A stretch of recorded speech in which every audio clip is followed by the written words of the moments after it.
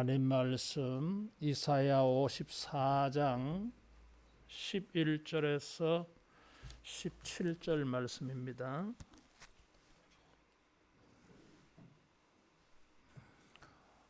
이사야 54장 11절에서 17절.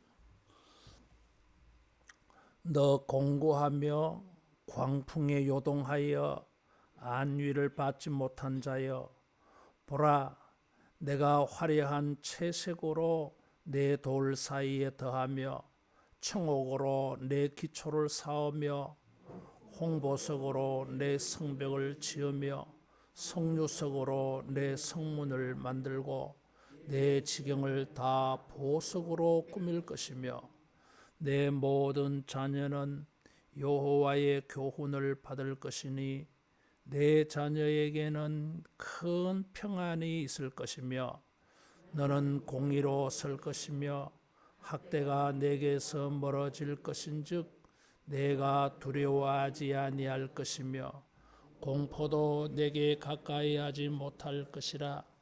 보라, 그들이 분쟁을 일으킬지라도 나로 말미암지 아니한 것이니 누구든지 너와 분쟁을 일으키는 자는 너로 말미암아 패망하리라.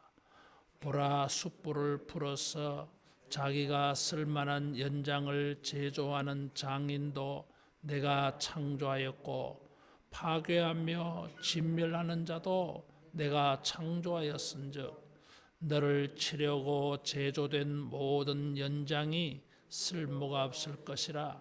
일어나 너를 대적하여 송사하는 모든 혀는 내게 정죄를 당하리니 이는 여호와의 종들의 기업이요 이는 그들이 내게 써던 공이니라. 여호와의 말씀이니라. 아멘. 하나님께서 이스라엘 사람들에게 가나안을 기업으로 주셨어요. 그래서 성경에 기업이라고 하는 단어를 검색해 보면 가나안을 하나님이 아브라함 후손들에게 기업으로 주신 구절이 많이 나옵니다. 하나님의 백성들에게는 가나안이 기업이에요. 하나님은 자기 백성들에게 이 기업을 주심을 알 수 있어요. 더 나아가서 성경은 우리가 하나님의 기업이 되고 하나님은 우리에게 하나님 자신이 기업이 된다고 말해주기도 해요. 신명기 4장 20절에 보면 성도는 하나님의 기업이에요. 하나님의 재산, 하나님의 소유예요. 예레미야애가 3장 24절에는 하나님이 성도의 기업이라고 고백하고 있어요. 하나님은 성도의 기업이니 우리가 그를 바라리라 그랬어요. 하나님이 또 우리의 기업이고 우리가 하나님의 기업이에요. 이런 관계도 기업이지만 54장 이 17절 이 말씀에는 하나님께서 여호와의 종들이라 그랬어요. 기업을 주시는데 그 기업이 무엇이냐 하면 따라하겠습니다. 영광과 아름다움, 평안, 공의 이런 것을 기업이라고 말하고 있어요. 영광과 아름다움, 평안, 공의가 기업이라고 하는 것은 하나님의 백성들에게 이런 것을 재산으로 주신다 그런 말이에요. 이런 정신적인 것, 사회적인 것, 이런 영적인 것들이 성도의 기업이에요. 이스라엘 백성들은 이사야가 이런 예언을 할 때에 그들의 현실은 녹록하지 않았습니다. 바벨론 포로 생활을 하게 되어질 때에 주어진 예언의 말씀이에요. 그들의 현재의 형편은 11절에 공고하며 광풍에 요동하여 안위를 받지 못한다 그랬어요. 이 세 가지를 말하고 있어요.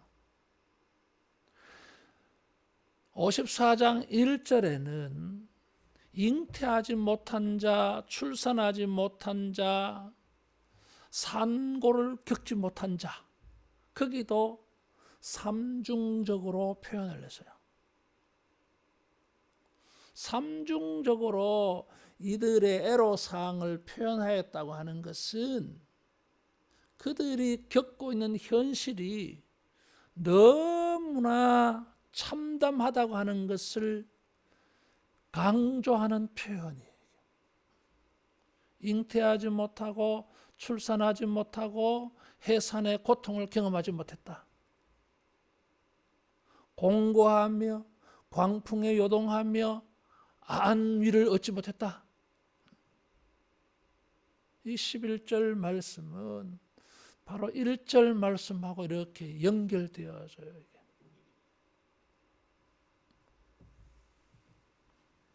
삼중적으로 이렇게 표현하였다고 하는 것은 기적이 일어나도 이런 것을 바꾸기가 어렵다고 하는 표현이에요. 삼중적으로.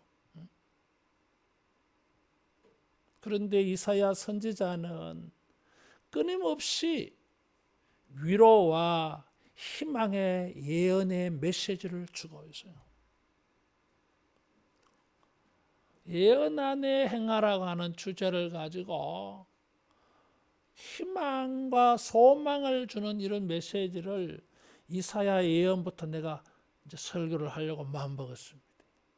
주님이 그런 감동을 주셨어요. 저도 이 준비하면서 뜻밖의 많은 깨달음과 은혜를 받아요. 가슴에 이 패배주의, 이게 뭐 되겠나, 부정주의, 이런 어두운 것들을 싹 거두어내고 뭔가 희망과 소망이 넘치는 마음을 점점 더 풍성히 가지게 되고 있어요. 이사야 선지자만큼 하나님의 백성들의 미래에 대하여 이 희망적인 이런 예언을 많이 한 선지자도 또 없습니다. 40장 이후에 하나님은 하나님의 백성들을 회복시키고 구원을 주시려고 하는 의지, 결심, 계획이 너무나 분명하고 계획만 있는 것이 아니라 49장에서 55장에는 그것을 성취, 반드시 성공할 수 있는 능력을 가지고 계신 것을 계속 촉구하고 있어요. 계속 촉구했다고 하는 것은 사람들이 패배주의, 부정주의 이런 마음에 그만 찌들어져 가지고 아무리 하나님의 예언을 말씀하여도 희망과 소망을 주는 설교를 해줘도 사람들의 마음이 움직이지 않아. 너무 패배주의에 빠져가지고 하나님은 거기서 멈출 수가 없었어요. 그래서 계속 이사야 선지자를 통해서 하나님은 너희들을 새롭게 할 의지를 가지고 계신다. 계획을 가지고 계신다. 뜻을 가지고 계신다. 나아가서 그것을 성취 이룰 수 있는 능력이 있다. 믿으라, 믿으라, 믿으라. 사람들이 생각하기에는 불가능한 것 같아 보여도 우리 하나님은 못하실 것이 없다. 창조주 하나님이시다. 여러분, 선지자의 예언을 듣고 우리도 패배주의, 부정주의에서 벗어나서 희망과 소망을 가질 수 있기를 축원합니다. 공고하며 광풍에 요동하며 안위를 받지 못한 자여 그랬어요.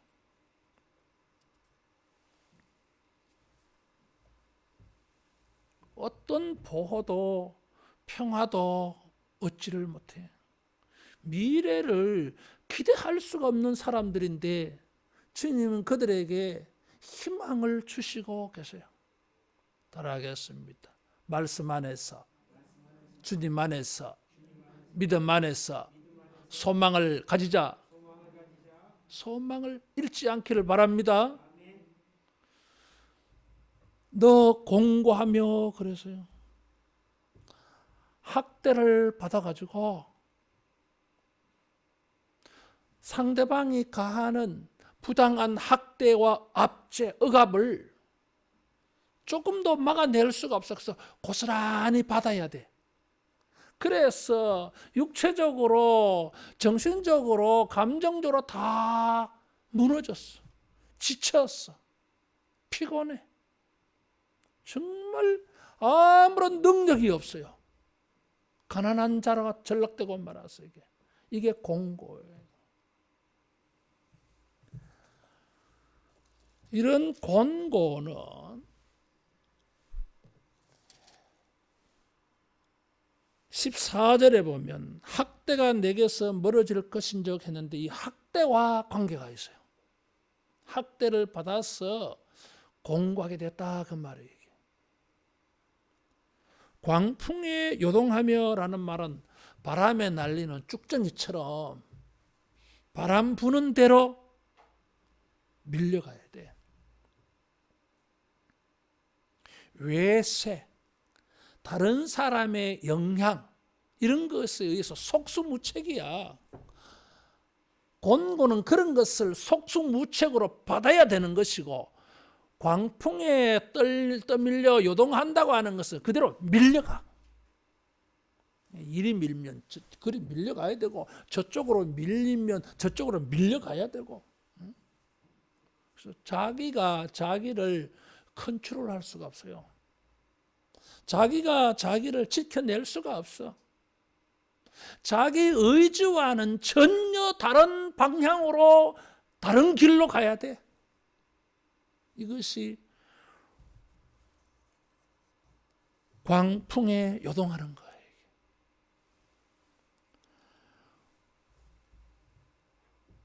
자신의 의지와 상관없이 떠내려 가야 돼. 이런 것은 15절에 분쟁과 관계가 있어요.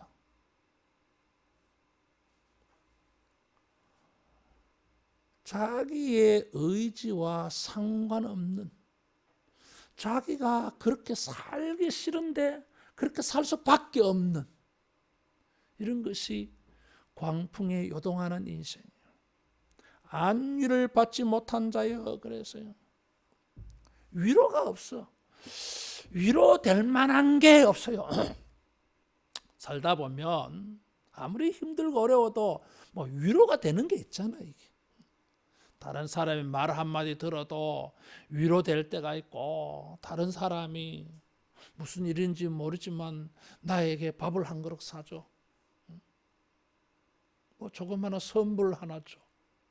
이유를 모르겠어. 근데 뭐예요? 이게 위로가 되잖아. 이게. 그래도 나를 사랑해 주는 사람이 있구나. 그래도 나를 동정해 주는 사람이 있구나. 그래도 내 마음을 알아주는 사람이 있구나. 위로가 되잖아, 이게. 그런데 이스라엘은 안위가 없는 자예요. 위로해 주는 사람들이 없어요. 그 말은 자기의 어려운 사정에 아무도 그들도 보지도 않더라는 거예요. 이게. 철저하게 외면당한 버림받은 인생이에요. 그런데 이런 인생에게 주님은 소망을 말씀해 줘요. 영광과 아름다운 것을 말씀해 주셨어요.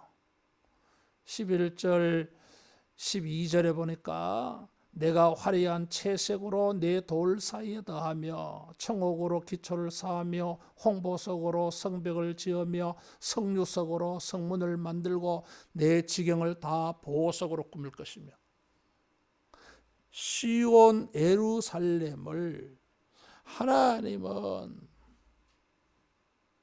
보석으로 다시 건축하겠다고 하는 거예요. 돌과 돌 사이에 채색을 더한다 그래서요. 이 색을 입힌다 이런 거잖아요. 이게. 이 채색이라고 하는 단어는 여자들이 눈썹 그리는 이런 화장품을 표현하는 단어예요. 그래서 아름답게 이렇게 비춰지게 만들어줘요.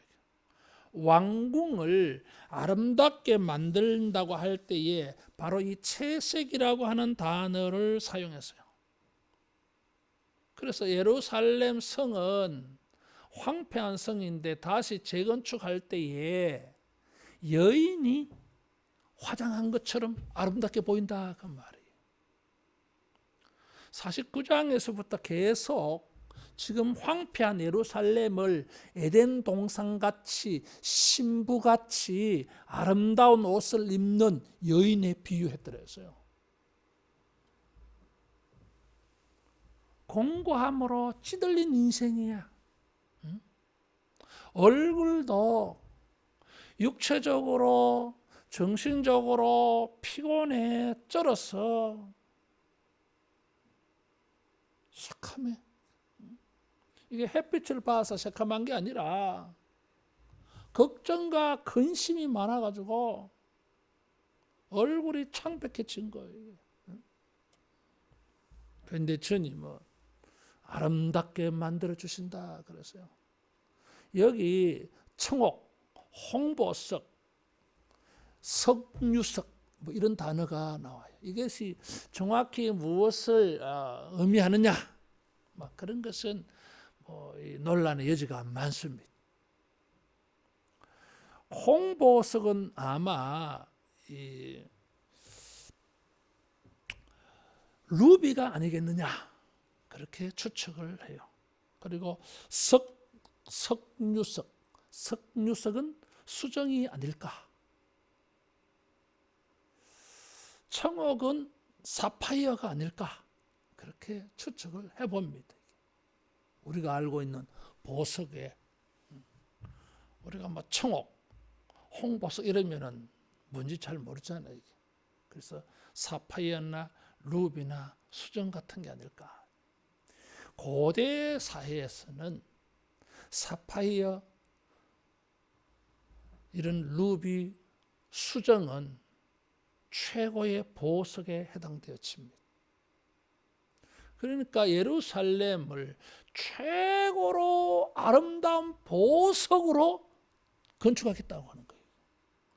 어떤 나라의 도시도 왕궁도 이렇게 보석으로만 건축된 게 없어요. 이게.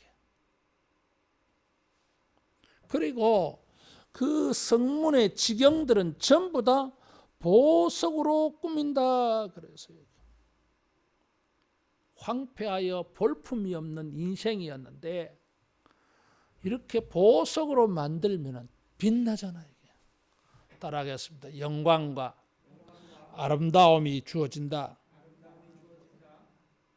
그래서 영광과 아름다움을 상징하는 보석들이에요. 신부가 이런 보석으로 치장하는 것처럼 공고한 인생들이지만은 주님이 회복시켜 주셔서 보배로운 왕 같은 제사장, 보배로운 신부와 같은 이런 아름다운 인생으로 변화를 주실 줄로 믿습니다. 하나님께서 자기 백성을 회복하는 날에는 사람들이 뭐요? 영광스럽게 봐. 아름답게 봐요. 귀하게 여겨요. 사랑해요.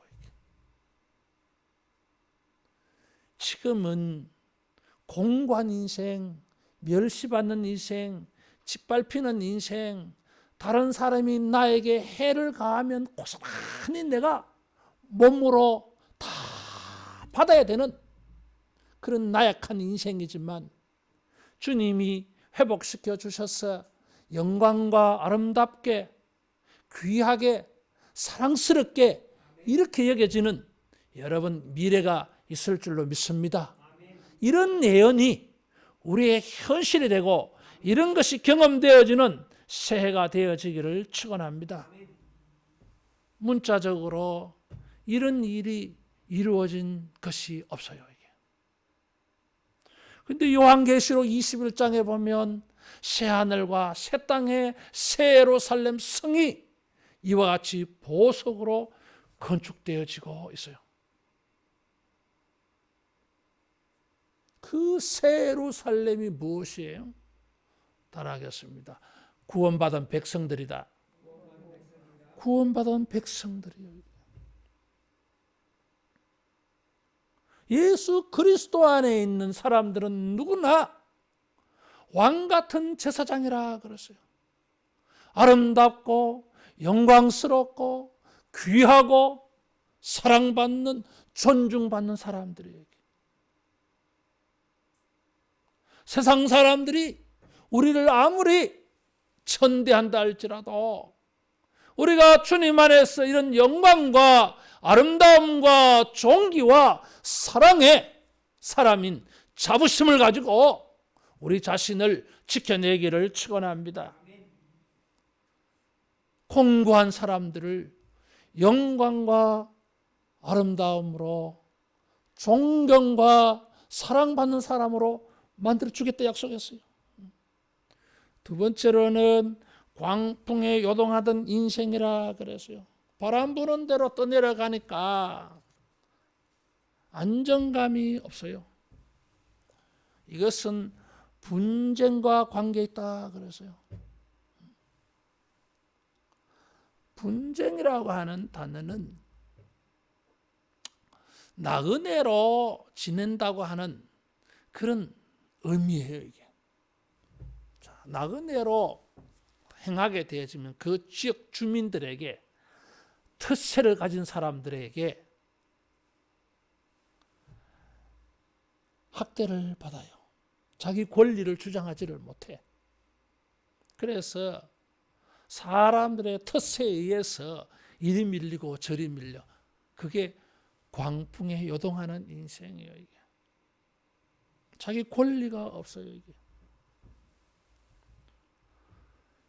평안이 없는 이런 인생에게 주님은 큰 평안을 준다 그랬어요. 육체적으로, 정신적으로, 영적으로, 경제적으로 평안이 없는 사람들에게 하나님은 큰 평안을 준다 그랬어요. 사회적으로, 경제적으로, 육체적으로 우리의 삶에 요동치는 이런 불안정한 우리 인생들이지만 여러분 큰 평안이 임하기를 축원합니다. 여기 큰 평안이라 그랬어요. 이 평안을 크다고 표현한 것은 이 평안이 얼마나 큰지 차고 넘쳐서 풍부하다 그런 뜻이에요. 이게. 평안에 이 광풍에 이 밀려서 요동한다 그랬는데 이 광풍 파도가 느껴지잖아요. 연상되어지잖아요. 전에는 우리의 삶에 이 바다에 평안이 없는 광풍이 일어났는데 이제는 하나님이 우리를 어디에 살게 하십니까? 큰 평안이 물 셀 틈이 없이 충만한 이런 큰 평안을 약속한 거예요. 그래서 광풍에 요동하는 이 이미지하고 여기 큰 평안이 이미지는 서로 통하는 바가 있어요. 물 셀 틈이 없이. 이 액체가 물이 이렇게 흘러 들어가면 다 채웁니다. 빈틈없이 채워요.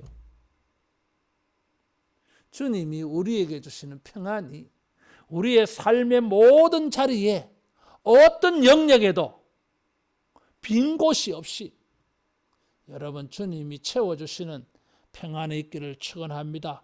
어떤 영역이든지. 근데 여기에 이 평안은 13절에 보니까 여호와의 교훈을 받는 것과 관계가 있어요. 이 말씀은 평안은 교훈과 연결되어져요. 이게. 따라하겠습니다. 교훈으로 평안을 체험한다. 교훈으로 평안을 체험해요. 이 말씀이 무슨 말이냐 하면 48장 18절 여기에 힌트가 있어요. 48장 18절 같이 봉독합니다. 내가 나의 명령에 주의하였더라면 내 평강이 강과 같았겠고 내 공의가 바다 물결 같았을 것이며. 무슨 말이에요? 이 이스라엘 백성들이 여호와의 교훈을 받지 않아서 여호와의 말씀을 받지 않았기 때문에 여호와의 말씀을 따르지 아니했기 때문에 평안이 아니라 광풍에 요동치는 삶을 만났던 거예요. 하나님의 말씀을 순종하지 않았기 때문에 그들의 삶에는 평안이 없었던 거예요. 그래서 광풍이 불어요. 이사야 선지자는 참 이 이미지를 사용했어요. 하나님의 명령과 말씀에 순종하였더라면 평안이 강같이 바다 물결같이. 조금 전만 해도 그 강과 바다에 광풍이 일어나가지고 살기가 어려웠는데 막 떠밀렸다 떠들렸다 하는데 잔잔해졌어요. 하나님의 교훈을 들음으로 평안이 온다 그랬어요. 전에는 여호와께서 말씀을 전하여도 듣기는 들어도 듣지 못하고 보기는 보아도 보이지 않고 마음으로 깨닫지를 못했어요. 그래 평안이 없지요.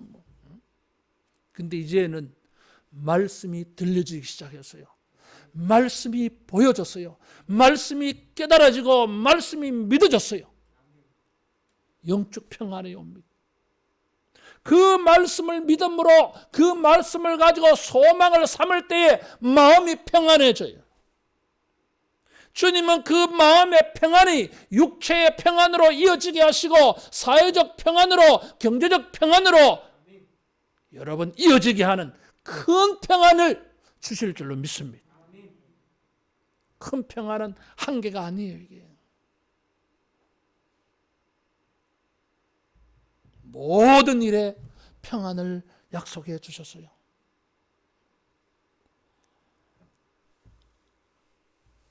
이 여호와의 교훈을 들음으로 이스라엘은 드디어 하나님과의 관계가 회복되어집니다. 그래서 이 큰 평안은 하나님과의 말씀을 들음으로 하나님과의 관계가 돈독해져서 생기는 평안이에요. 이게.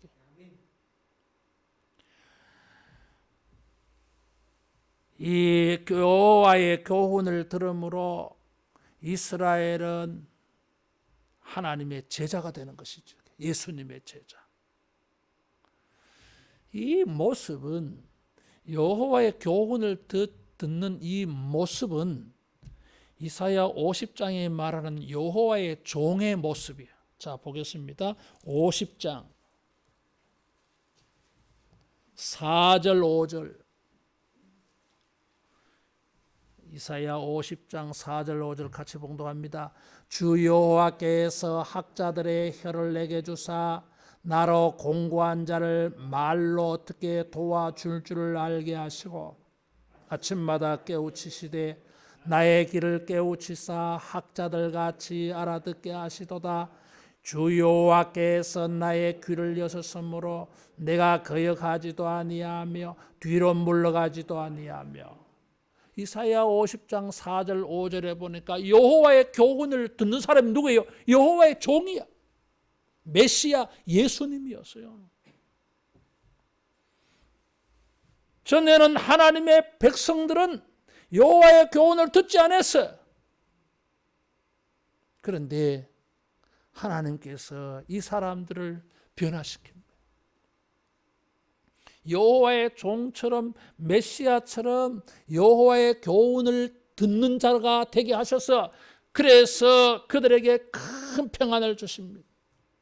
사랑하는 성도 여러분, 우리가 주의 교훈을 받아서 주의 말씀을 들어서 영혼의 평안을 얻고 그 우리 심령에 주어진 천국의 평안이 우리의 육체에도 반영되어지고 우리의 사회생활에도 반영되어져서 육체도 강건해지고 사회생활에도 풍성한 평안이 있기를 축원합니다.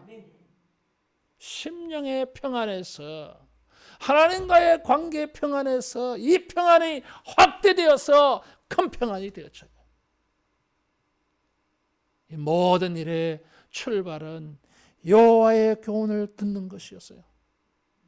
세 번째로 하나님은 여기에 공의를 주시겠다 그랬어요.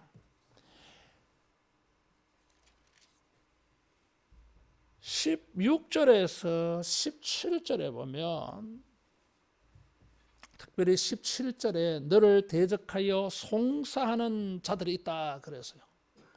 대적, 송사 이런 건 재판을 말해요. 이 재판은 사회적으로 구속력이 강해요. 이게 개인이 학대하고 개인이 나를 왕따 취급하고 뭐 이런 건 약과예요. 그것도 무서운 거지만은 법적으로 대적자들이 법적으로 우리를 정죄 재판받게, 송사 재판받게 고소를 해요. 이게. 그래서 완전히 법적으로 모든 권리를 사라지게 만들어버려요. 그래서 이 사람들이 안위가 없어요. 사회가 정의로워야 위로가 돼요. 이게. 그래도 성실한 자가 그래도 복을 받지. 그래도 성실한 사람이 인정받지. 그 위로가 돼요. 이게. 그런데 믿음을 지키고 성실하게 살아봐야 소용이 없는 사회야. 왜?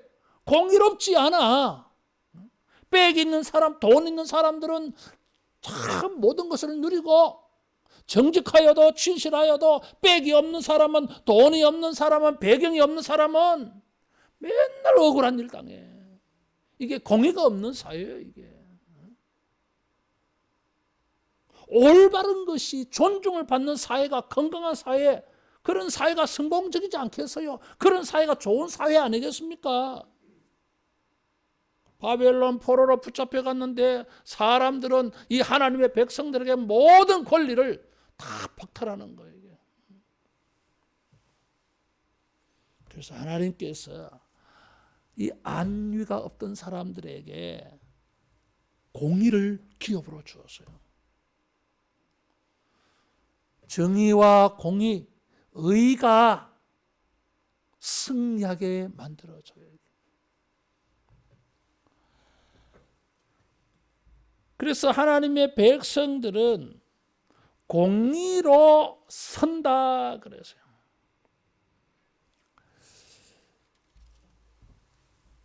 (14절) 말씀에 너는 공의로 설 것이며, 따라하겠습니다. 공의로 세워진다. 정의와 공의로 말미암아 우리가 일어날 수 있어. 전에는 정의와 공의가 없어가지고 짓밟혔어. 쓰러졌어. 우리는 넘어지고 쓰러져가지고 짓밟혔는데 공의가 있어가지고 일어설 수가 있었어. 새해에는 주님께서 우리가 믿음으로 진실하게 성실하게 행하는 모든 일이 정당하게 의롭게 여러분 평가받고 인정받아서 그런 정의와 공의로 말미암아 벌떡 일어서게 되어지는 이런 성공적인 승리의 삶이 되어지기를 축원합니다. 이런 것들은 우리가 할 수 있는 게 아니에요. 영광과 아름다움으로 회복되어지고 평안을 얻고 공의로 서는 것은 내 힘으로 되는 게 아니에요. 이게 17절에 보니까 이는 그들이 내게서 얻은 공이라 그랬어. 이게 53장의 여호와의 종, 우리를 위하여 고난당하신 예수님으로 말미암아 우리에게 주어진 의로운 공이에요. 이게. 그래서 여호와가 이 공의를 준다고 말씀했는데 사실은 이사야 53장에 여호와의 종을 통해서 예수님을 통해서 우리에게 주시는 의로움이에요. 사탄은 우리를 끊임없이 송사합니다. 그래서 사탄의 이름이 오죽했으면 마귀, 대적자, 송사, 고발자, 참소하는 자라 그랬어요. 사탄의 정체가 그런 거예요. 이게 맨날 고발해.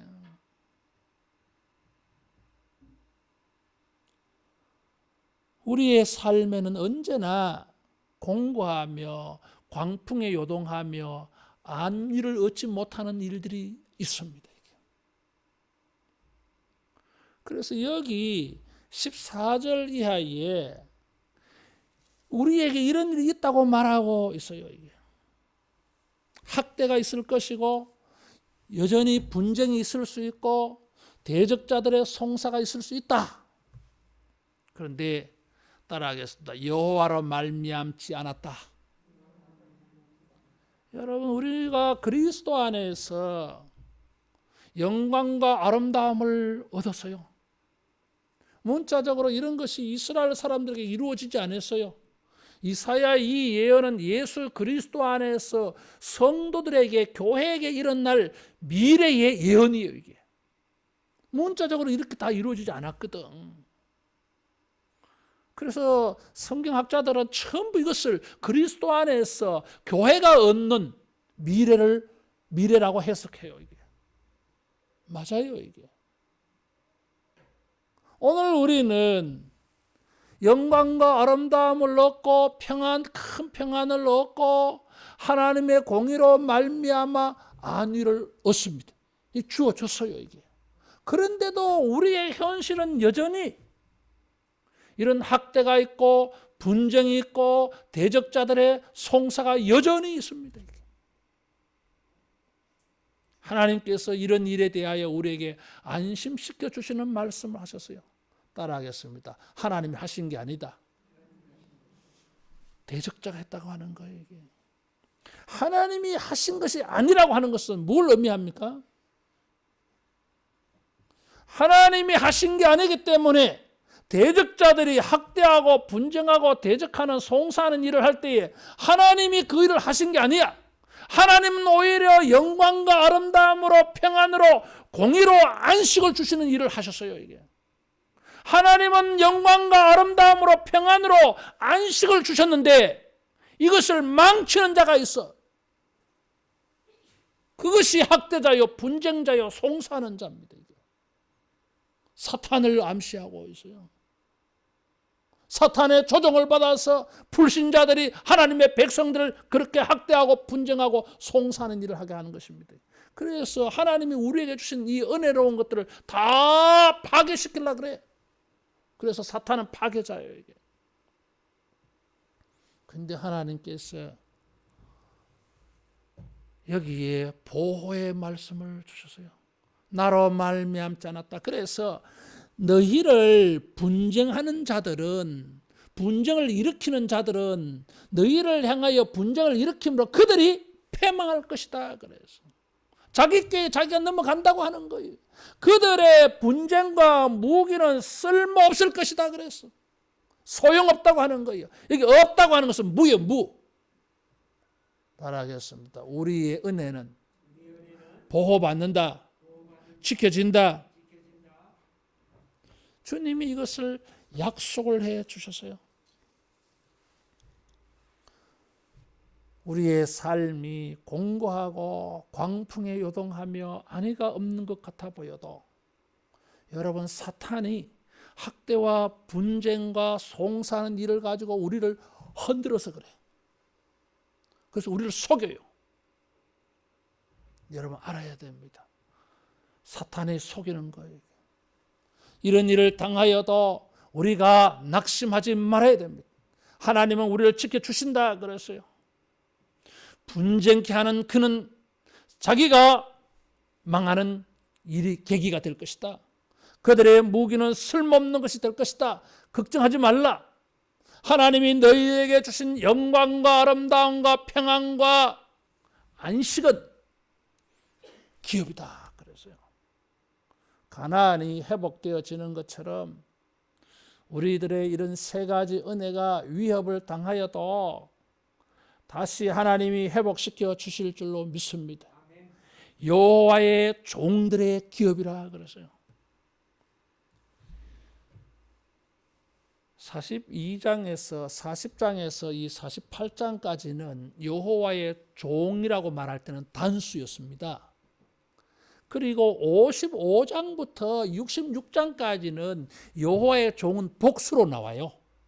복수로. 그 변화가 생기는 지점이 어디냐 하면 54장 우리 본문 17절이에요. 여호와의 종을 지금까지는 단수로 말했는데 이제 앞으로 복수에게 변화가 생겼어. 그러면 도대체 이 단수는 누구고 복수는 누굽니까 이게? 이스라엘을 단수로 말하고 여호와의 기름 부음 받은 종 메시아를 단수로 여호와의 종이라고 말했어요. 49장까지. 그런데 이제 변화야. 53장까지 54장부터 이제 변화가 생겼어요. 여호와의 종들이에요. 이게. 여호와의 종들이 누구예요? 예수 믿는 사람들 말이에요. 여호와의 교훈, 그리스도의 복음의 교훈을 받은 사람들, 그래서 영광과 아름다움을 회복하고 큰 평안을 얻고 하나님의 공의로 말미암아 삶의 모든 영역에서 안식을 누리는 사람들이에요. 따라하겠습니다. 우리가 여호와의 종들이다. 이사야가 이렇게 변화시켜가요. 우리가 여호와의 종들이에요. 아무리 현실이 공고하고 광풍에 요동치는 것 같이 안식이 없다 할지라도 여호와의 종들에게 주님이 약속하셨어요. 영광과 아름다움으로 큰 평안으로 공의로 안식을 누릴 것을 약속하셨어요. 주님의 이 예언을 믿고 그리스도 안에서 여호와의 교훈을 통해서 성도의 종기와 아름다움과 주님이 우리에게 주시는 이 영원한 큰 평안을 지키면서 하나님이 우리에게 삶의 영역에 공의로 승리케 하시는 이런 일들을 만나기를 주님의 이름으로 축원합니다. 기도하겠습니다.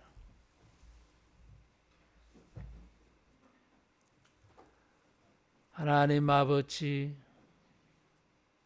우리를 영광과 아름다움으로 창조하여 주시고 큰 평안을 주시고 하나님의 정의와 공의가 시행되어져서 우리의 삶의 모든 영역에 하나님의 거룩한 위로와 축복이 있게 하심을 감사합니다. 시시때때로 원수 마귀가 이런 모든 것을 잠깐 위협하고 흔든다 할지라도 주여 올 한 해 동안도 주의 백성들의 영광과 존귀를 지켜주시고 저들을 대적하는 자들은 저들이 망하게 하여 주시고 저들을 분쟁하고 다투는 자들은 저들이 패망하게 하여 주셔서 주의 백성들을 지켜 보호하여 주시옵소서. 우리 하나님의 창조의 권능으로 지켜주시고 보호하여 주셔서 주여 일마다 때마다 숨쉬는 순간순간이 영광과 존귀로 나타나게 하여 주시고 큰 평안으로 즐거워하며 기뻐하며 우리 하나님께 찬송하는 모든 주의 백성 되게 하여 주옵소서. 예수님 이름으로 기도하옵나이다. 아멘. 찬송 370장 부르면서 헌금하겠습니다.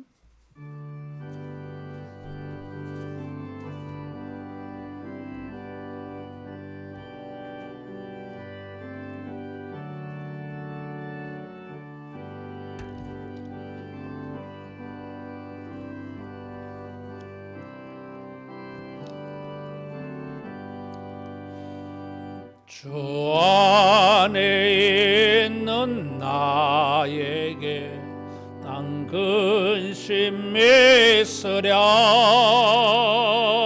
십자가 밑에 내 짐을 풀었네. 주님을 찬송하면서 할렐루야 할렐루야. 내 앞길 멀고매도 나 주님만 따라가리. 그 두려움이 변하여 내 기도 되었고, 전날의 한숨 변하여 내 노래 되었네. 주님을 찬송하면서 할렐루야 할렐루야. 내 앞길 멀고매도 나 주님만 따라가리. 내 주는 자비하셔서 늘 함께 계시고, 내 궁핍함을 아시고 늘 채워주시네. 주님을 찬송하면서 할렐루야 할렐루야. 내 앞길 멀고매도 나 주님만 따라가리. 내 주와 맺은 언약은 영불변하시니,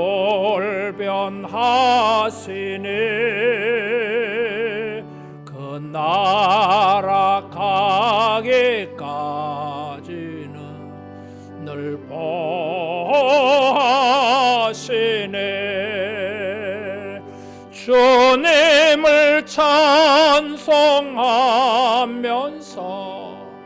할렐루야